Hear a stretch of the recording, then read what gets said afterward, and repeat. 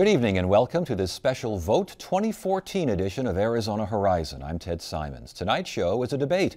We'll hear from candidates competing in the Republican primary for Arizona's Congressional District 1. As with all of Arizona Horizon's debates, this is not a formal exercise. It's an open exchange of ideas, an opportunity for give and take between candidates for one of the state's most important offices. As such, interjections and even interruptions are allowed, provided that all sides get a fair shake, and we will do our best to see that that happens. CD1 is a huge district that covers most of northeastern Arizona and much of the eastern and southeastern parts of the state. It's the 10th largest district in the country and has the biggest number of American Indians, more than any district nationwide. Three candidates are competing in CD1 in the Republican primary. They are Arizona House Speaker Andy Tobin, State Representative Adam Quazman, and hotel owner and rancher Gary Keeney. Each candidate will have 1 minute for opening and closing statements. Earlier, we drew numbers to see who goes first, and that honor goes to Gary Keeney. Thank you, Ted. My name is Gary Keeney, and I want to thank you all for the opportunity to visit with you tonight. I'm running for Congress because, like you, I'm fed up with the way things are being done in Washington. I think it's high time we sent people back to Washington with some business background, rather than just the average career politician that we've been sending back there. You know, we're $18 trillion in debt, roughly. It's unbelievable that we could be facing these kind of problems in our country. And I'm looking forward to representing you as your next congressman from here in Arizona. And I thank you for the opportunity to be here. All right, thank you very much. For the next opening statement, we turn to Andy Tobin. Well, thank you, Ted. Thanks, Adam and Gary, for being here tonight, and thank you to the audience. You know, it's not my first appearance here, but I think as a candidate it is. Usually I'm here talking about the issues of the day, which most folks will, as they look back on my illustrious career as a Speaker of the House for I'm in my 4th year. But this legislature, and I'm not taking full credit for it, I'm taking credit for being part of the leadership that's brought us there. We have focused and won and transformed our election official retirement plan. They don't exist anymore. We have balanced budgets. We've cut the government more than any other state in the nation by 1/4. Took a lot of heat for that, by the way. You know, I was there for 1070. I was there when we did, you know, unfortunately we had to do more than just 1070. We have to have E-Verify. The best state in right to life, now over the last 6 years. The best state for the economy. Forbes magazine even says we're the #1 place to grow. We've cut taxes here like I said we would do. The job growth is really rolling along. We've had water policy, land policy. Washington is broke. I think we can all agree with that. But Arizona isn't, and Arizona did their job. All right, thank you very much. And now Adam Quazman with our next opening statement. Thank you. I'm Adam Quazman. I represent about 40% of the Republicans who live in Congressional District 1. I hold a master's degree in economics, even though I was born and raised right here in southern Arizona. I hold a master's in economics from George Mason University with my specialty in the role of government in society and how it affects government and how it affects you and I. I believe when government is limited, we can go as far as our God-given talents can take us. I serve in the legislature. I'm the vice chairman of the Arizona House Ways and Means Committee. There, I was named the most conservative member of the Arizona legislature, according to Americans for Prosperity. I've been endorsed by FreedomWorks and Sheriff Joe Arpaio because I believe that we need to send fighters to Washington. It's $100 trillion in debt if you count interest on our spending. We need to make sure that those in Washington go to fight for limited government and for the state of Arizona. All right, thank you very much. Gentlemen, let's get started with the district itself. It is huge. Why do you want to represent a district that will take you a lot of time to travel in, and by the way, you got to go back and forth to D.C. as well? Why? Well, I think I'm at home in the district, Ted. I'm probably the only candidate in the race that actually has a background throughout all parts of the industries that are represented in the district, from cattle ranching to tourism to oil and gas to minerals and mining. I mean, I've got a background in all of it. All my business experience lends itself to being able to represent the people in this district like they need to be represented. Why? Why do you want this job? Yeah, well, this is the most beautiful part of the state of Arizona, no disrespect to a lot of other pretty parts, but when you look at what this is all about Washington, D.C., taking apart rural America. This is about Washington, D.C., talking about our Navajo generating station and thinking even after we have tried to resolve some of those issues with them to come at us again and harm Native American jobs, and Arizona's economy. This is about tourism. My opponent, Ann Kirkpatrick, decided it was okay to keep parks closed. That's not acceptable when you live an hour like I do from the Grand Canyon. It's not acceptable when you have mayors in Page and in Kingman, in Williams and in Tucson and other parts of the state and the White Mountains upset over the fact that this congresswoman thinks it's okay to keep those parks closed. So there's a lot of reasons to run. We are not recovering like the urban areas do. We never do. But Arizona is in a place where they believe in rural Arizona, and it's a part of this economy. So I believe I'm the guy to be there. I'm endorsed by over 30 local folks, sheriffs, mayors, county supervisors. Might surprise you, some are Democrats. But at the end of the day, they know who's been there for them. They need money for highway funds. We've produced it. They need money to be able to go ahead and take care of the forest. The feds have failed them. I won't. Why this district? Why this job? I'm not running for office to spend any more money. I'm running for office because Barack Obama is destroying this country. He centralized our healthcare system.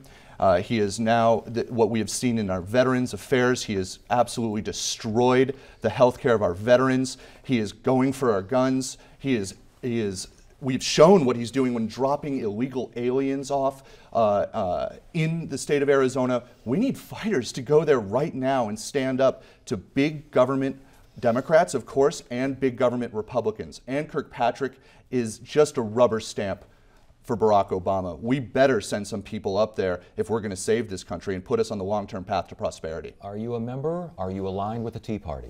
I believe in limited constitutional government. If that's what the Tea Party believes, that's what I believe. I believe in free markets, the free enterprise system. When government is limited, we go as far as our God-given talents can take us. I know many Tea Partiers believe that. That's what I believe, but you know what? That's also what a lot of conservative rural Democrats believe too. But I'm proud to have been endorsed by the Tea Party Leadership Fund. Okay, all right. Are you a member of the Tea Party? Do you consider yourself aligned with the Tea Party? I think I'm pretty well aligned with them. I'm not a member of the Tea Party. I certainly respect all of their views and certainly see a lot of them going my way. I certainly think they're right in a lot of issues. How about you? Yeah, I was a dues-paying member to our Tea Party in Yavapai. I was their keynote speaker on many of our tax days at Yavapai County Square. And we'd have 500 to 1,000 people show up on many occasions.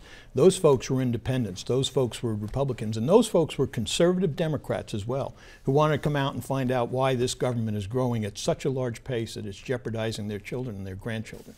So the Tea Party and I are, I would say at the end of the day that they've shrunk from their larger focus, and I was disappointed to find that there weren't as many of them showing up anymore, and I'm not so sure why, but it saddens me that there was not, this larger group doesn't exist like it used to in traveling around. I can't disagree more. You know, I mean, I've been endorsed by the Northwest Conservatives, which is a Tea Party group down southern in Pima County. I've been supported by Don Carter, who is the Graham County Tea Party leader, the City of Maricopa Tea Party leader, also in Flagstaff, their Tea Party leader. I wasn't picking names out. I was telling you but that these 1,000 people would come to the Yavapai County Courthouse to listen to speakers go up and talk about this national debt problem. It doesn't happen anymore. So maybe it's happening in smaller pockets, but I was at the Tea Party event up in Coconino for the parade. We only had 12 people. You know, so I share with you that there are pockets and pieces that are working, but the bigger movement, I think, is not as active as it's been in front of the camera. Maybe it just is more behind the camera. Just last Thursday, we were at, Gary Keeney and I were at the Northwest Conservatives with standing room only. In the district, the Tea Party is strong. Good. You just have to go there and show up, and you see that we have standing room only crowds, and we want to fight for constitutional liberty against Barack Obama. Please. Mm-hmm. Well, you know, the Tea Party's just a full representation of conservatism, and that's what our people are tired of, the liberal attitudes of both the mainstream Republicans and the liberal side of the Democratic Party. But you're going to find in our district that there's an overwhelming number of conservative Democrats. I grew up a Democrat myself, and I can tell you that they were registered Democrats, and they are extremely conservative in the northern part of this district. You have been quoted as saying that you're an outsider and that you've kind of critiqued your opponents as being insiders. What is wrong with being an insider? What is wrong with knowing how to get things done? Well, the bottom line is this. You know, everybody's talking about my experience in politics. let's talk about experience in politics that I don't have. I don't have experience in taking freebies such as lunches and free trips and tickets to ball games. You know, I don't have that kind of experience, sir. I've always had to pay my way. And I think it's time that the people understand, and the people in this district are fed up with career politicians. And that's what I mean by being an outsider. I'm not a career politician. I'm a businessman that wants to go to Washington and fix it.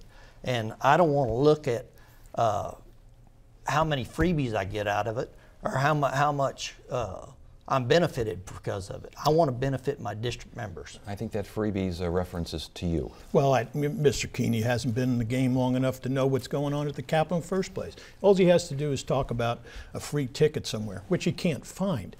We don't go down to the Capitol to absorb things. We go down to the Capitol to vote on issues. Mr. Keeney's never cut a government budget. Mr. Keeney's never voted for a pro-life agenda. Mr. Keeney has never cut a pension a government pension, has never cut it. At the end of the day, what we're talking about job growth. Mr. Keeney has never voted to cut taxes. Mr. Keeney has never voted for 1070. Neither did Adam Quasman. Mr. Keeney has never voted to have employer sanctions. Neither did Adam Quasman. So you're looking at the guy, you can say you're an insider, but an insider in the pool of people that I deal with, really good folks who come down to serve every day, that is an insult. Because they're coming down, they're getting paid $23,000 or $24,000 a year, whatever it might be, and it's an insult to assume that, oh my gosh, somebody took him for lunch so he can learn about an issue. I think it's insulting. Guys, it's petty. Yeah. Listen, nobody wants to go to Washington to go and nobody wants to elect somebody who's going to go to Washington and immediately fall on the inside and want to go out for steak dinners and be bought by lobbyists. Mm-hmm. People want those to go to Washington. They want our representatives in Congress and Senate to go to Washington, do the people's work, and then leave after a couple years of doing good work. It doesn't matter whether you've served 8 years, whether you've run for town council and lost. Everybody here has run for office already. We've all run once, at least once.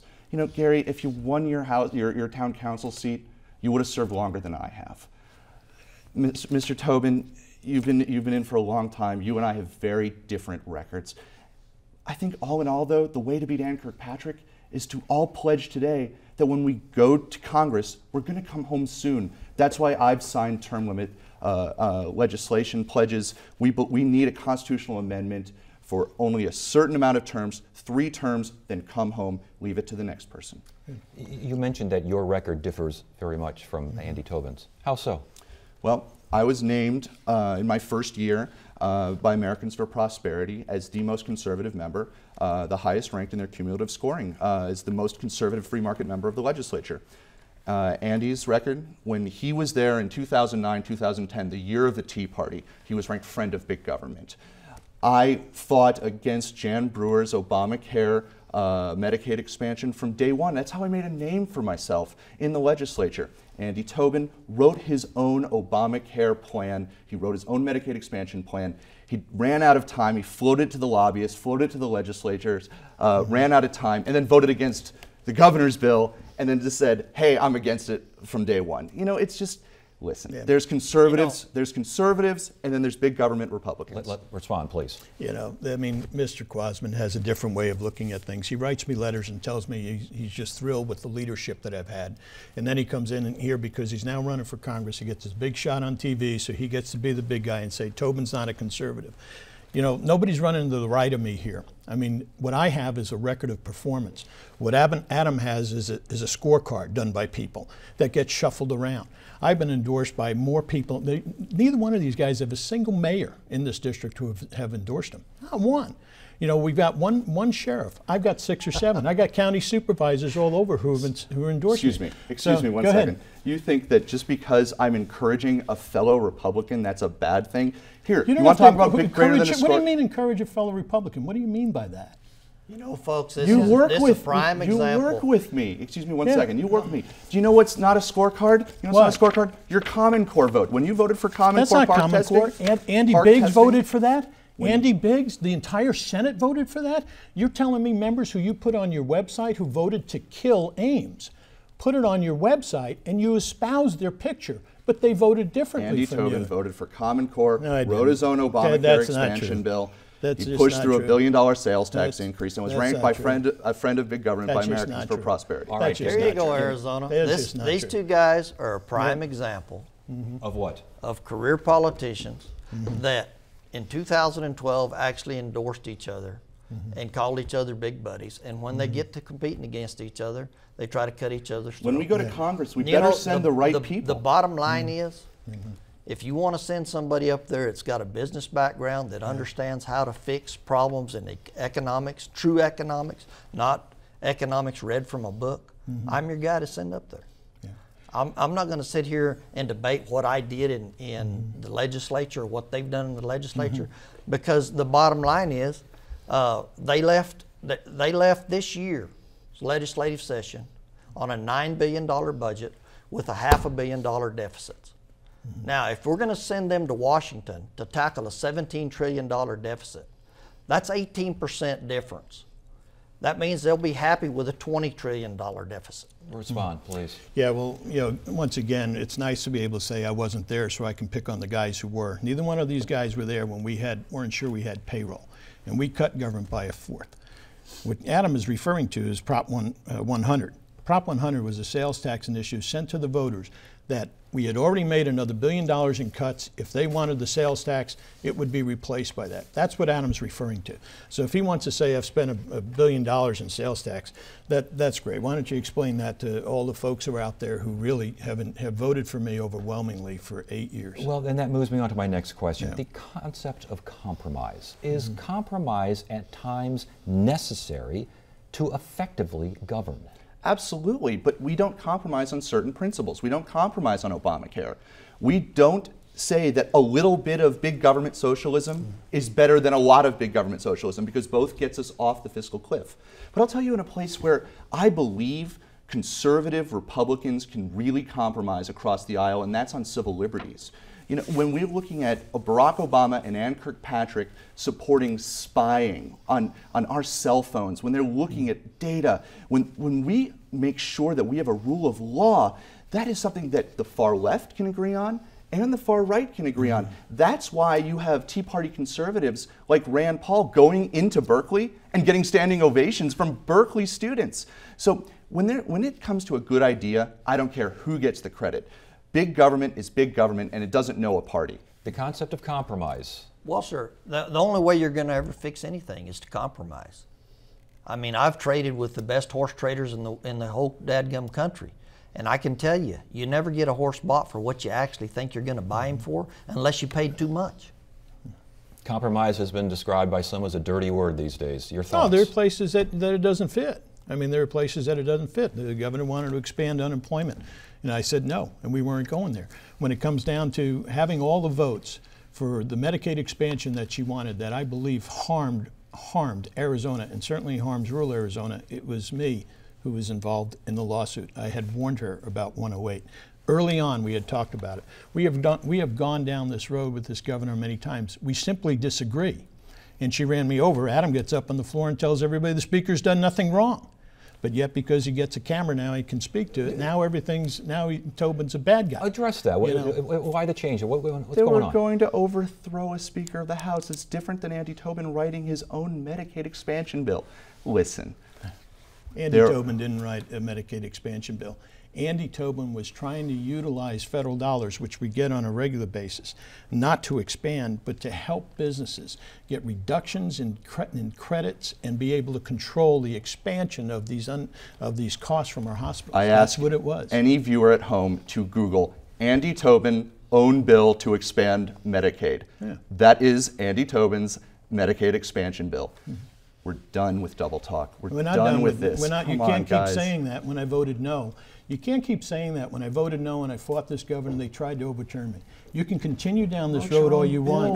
What are you supposed to do or not compromise to try? No, wait. I did vote no. Wait. I did vote no. You don't float your own Medicaid expansion bill when and you then vote no you on call the that governor's. Medicaid expansion. That is not what I call that. I call that a business solution to draw down federal dollars. Very nice that you call it a business solution. It was a Medicaid expansion bill. Well, you were prompting me to say, hey, are we going to do something different? Are we going to have an alternative? That's what which you were telling me to do. I So believe in here- an alternative, but not a you- Medicaid expansion bill. But you don't stand up there and come up with an alternative on your own. Oh, You wait. don't.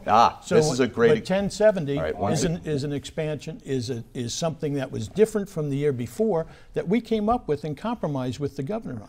So there are You know what, places guys, for us to that's go. history. Yeah, The that's bottom It is, line- it is history, but what But it's happened a- with 1070? I wasn't He in wasn't. the No, he legislature. wasn't there. So you weren't there? No, He but I've wasn't been there for endorsed me. by Sheriff Joe Arpaio, knowing who Andy Tobin is, So- knowing who Gary Keeney is, Yeah, yet so I'm- Arpaio still endorsed me. when you- So I'm I hate to endorsed tell you, by- I've never met Joe Arpaio. Yeah. Well, you should Yeah. meet him. He's one of the conservative Yeah. heroes of Arizona. And I'm endorsed by Sheriff Allred, Sheriff Babu, Sheriff Masher, Sheriff Richards, Sheriff So- Sheehan. So, I mean, what else you got, Adam? But when I mean, you for mentioned that he heaven's didn't sakes. vote on 1070, Yeah. I mean, he didn't have a chance to vote on 1070. Well, and my point is that you can come out and say, hey, this guy didn't do enough. He's not conservative enough. When I was here and I had voted on 1070 in your studio, people are like, well, you're way over conservative. When I go to a national convention for the Republicans, they're coming over to see the most conservative speaker in the House. There is no better conservative agenda that we have passed in any state in the last 6 years than this conservative agenda that we have just gotten through with here in the last 6 years. And we're not quite done yet. Please. Let's talk about how we're going to fix America.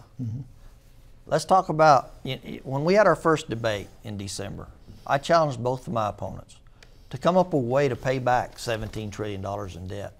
And I challenged them to do it at our next debate without raising taxes. Neither one of them has ever proposed a thing throughout this whole 6 months of campaigning. Well, that's not true. I'm really looking forward to that's seeing not true at all. how they can pay off the national debt and how they can create jobs in this district. 25 years ago, I was with Ronald Reagan working a balanced budget amendment with Ronald Reagan. Well, Ronald obvious- Reagan. So I believe in a balanced budget amendment. So don't say nobody has come to you and say, here's my plan. How are Gary, you- you have to engage. How are you going to Because pay we off did it in Arizona. the national We did- debt? How are you we going to did pay it- off we did it in- $17 trillion? We did it in in Arizona. Florida? You cut government. Then you That's cut not taxes. going to happen enough. You can't Well, cut Gary, government you can't enough fix, to you pay can't back fix, $17 you trillion. can't fix 20 years You've of got bad to- policy in you've 2 got to years. produce your we way out of it. We couldn't fix Guys, Napolitano's guys. 6 years and 6 years Listen. of Brewer. All right, But we're Listen. about all right, done with Adam, it. please. Oh. It starts with looking at our agencies and starting to reduce government left and right and Which finding. is what we did at the state capitol. We With need to- regulatory we moratorium, need to look- hiring freeze, cutting taxes, reducing the budget. I got to let him finish his Yeah. statement. The debt, first of all, is not 17 trillion. That's It's right. 100 trillion if you Unfunded count. mandates, you're right. It's 100 trillion. Yep. And All that's right. $170 starts with- trillion. It starts with It starts with getting our monetary policy in order. We start with limiting the Federal Reserve and then abolishing the Federal Reserve. Then, once your monetary policy is in order, you start looking at full departments. What can we bring to the states where we can adopt both Article 1, Section 8, get back to our constitutional variables, adopt 10th Amendment principles, send full departments back to the states, make sure that those who are coming up in new generations have the type of choices necessary to be able to choose their retirement and choose their health care. We have got to stop spending now. Listen, That's what solutions Got are. a very short amount of It's time easy now to before. say, but Here's We the have a deal. very did short amount of time before closing, but I want to get this last question in there. A lot of talk about who's more conservative, who's the most conservative of the three. My question to you is, can you be so conservative and so far to the right, I need a brief response, that you might win the primary, but you'll lose the general? Sir, I think I'm the only one here that has a snowball's chance of winning the general, because I understand the Native American issues and what kind of problems they're facing. The VA hospital is a prime example of what's going on in government and the Whistleblowers Act, and the Native American Indian Health Services is suffering basically the same way. And my opponents are totally unaware of that. Can you be too conservative to win the general? I don't know if too conservative. I don't know what too conservative is. Most people that see me think I'm too conservative, except for Adam. So I would have to say that I've been elected for 8 years already.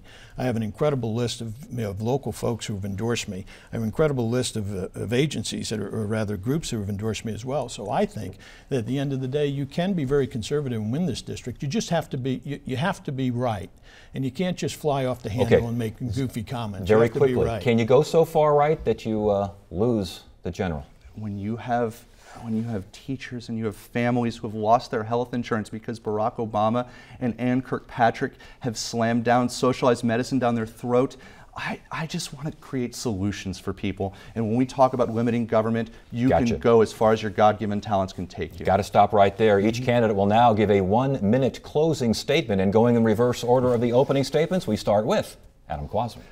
Thank you very much. I'm Adam Quasman. I represent 40% of the Republicans who live in Congressional District 1. I'm proud to be a resident of Congressional District 1. I've been endorsed by Sheriff Joe Arpaio, Freedom Works for America, and I was named by Americans for Prosperity as the most free market, the most conservative member of the Arizona legislature. I believe that we need to send conservative, solutions-based candidates to Washington, D.C. to take on big government Republicans, to take on Barack Obama. If we send the same people over and over again, we're going to lose this country. Last week was D-Day. Last week we celebrated D-Day, 70 years. They left a generation that was absolutely better than what they started with. Are we going to be there? Are we going to have that future for our kids and our future generations? We better start saving this country now. Please. All right. Thank you very much. Our next closing statement, Andy Tobin. Thank you, Ted. I'm glad we're here. Thanks for giving me a chance to visit today. I'm Andy Tobin. I've lived in Arizona over 30 years. I've raised 5 children here. I'm a son of immigrant Irish grandparents who have passed away. My father's a retired New York City cop. My mom worked a side job as well to keep the food on the table. My wife and I live in Paulden, Arizona. I have a career in aerospace, I have a career in banking, I have a career in insurance, I have a career in private sector, and all this is accumulated into what I consider my public service in my life. So I will share with you, I was a little late coming here today because I was busy signing a Hualapai water letter to agree to that. I was busy worrying about a sergeant we have in Tamarisi over in Mexico who is being held up, and I'm not sure these guys know who the Council of Generals are here in Mexico. I'm not sure who they know can go ahead and help get these folks out of and help them. But I would share with you, I asked for your vote. I work very hard. I think this is the greatest state in America, and we've proven it here as my tenure as Speaker. Thank you, sir. Gary Keeney, please. Thank you, Ted, and thank you, gentlemen, for this debate. I want to thank the people of the state of Arizona for listening tonight. You know, I think really and truly, it's time we looked at the people we send to Washington and the underlying motivation that they have when they desire to go. I'm one of you. I'm a businessman. I'm a rancher. I'm not a politician, although I am now. I think it's high time we cleaned up Washington and we sent people to Washington who actually know how to do something and actually know how to sign the right front side of that check instead of just endorsing the back. I look forward to your support and your vote. Thank you very much. All right. Thank you. Thank you, candidates, and thank you for watching the special Vote 2014 debate featuring the Republican candidates for Arizona's Congressional District 1. This is the first of many debates we will host here on Arizona Horizon leading up to the primary and general elections. I'm Ted Simons. That's it for now. You have a great evening.